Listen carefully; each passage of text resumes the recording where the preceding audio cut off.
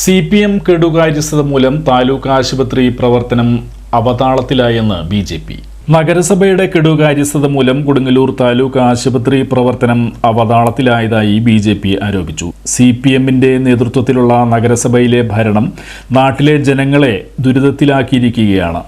പകർച്ചവ്യാധികൾ പടരുന്ന സാഹചര്യത്തിൽ താലൂക്ക് ആശുപത്രിയിൽ അത്യാവശ്യ ഘട്ടങ്ങളിൽ രോഗികൾക്ക് ലഭിക്കേണ്ടതായ ടെസ്റ്റുകളുടെ ഫീസ് വർദ്ധിപ്പിച്ചത് മൂലം സ്വകാര്യ ലാബുകളെയും ആശുപത്രികളെയും ആശ്രയിക്കേണ്ട ഗതികേടിലാണ് ജനങ്ങൾ. ഡോക്ടർമാരുടെയും നഴ്സുമാരുടെയും കുറവ് നികത്തുന്നതിന് വേണ്ടി യാതൊരു നടപടിയും സ്വീകരിക്കാത്ത നഗരസഭയിലെ ഭരണത്തിന് കീഴിൽ ജനങ്ങൾ പൊറുതിമുട്ടിയിരിക്കുകയാണെന്നും BJP നേതൃത്വം ആരോപിച്ചു. ഭരണപരാജയവും കെടുകാര്യസ്ഥതയും സ്വജനപക്ഷപാതവും ജനങ്ങളെ ദുരിതത്തിലാക്കിയിരിക്കുകയാണെന്നും കെട്ടിട നികുതി വർധനവ്, തൊഴിൽ നികുതി വർധനവ്, ഹരിത കർമ്മസേനയുടെ പേരിൽ വൻകൊള്ള എന്നിവയും നഗരസഭയിൽ നടമാടുകയാണെന്നും സാധാരണക്കാരായ ജനങ്ങൾക്ക് ജീവിക്കാൻ പറ്റാത്ത സാഹചര്യമാണ് നിലനിൽക്കുന്നതെന്നും BJP മണ്ഡലം കമ്മിറ്റി ആരോപിച്ചു.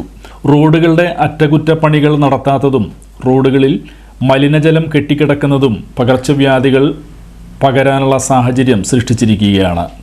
സാധാരണക്കാരായ ജനങ്ങളുടെ ജീവനും സ്വത്തിനും സംരക്ഷണം നൽകണമെന്നും BJP മണ്ഡലം പ്രസിഡന്റ് KS വിനോദിന്റെ അധ്യക്ഷതയിൽ നടന്ന യോഗം ആവശ്യപ്പെട്ടു.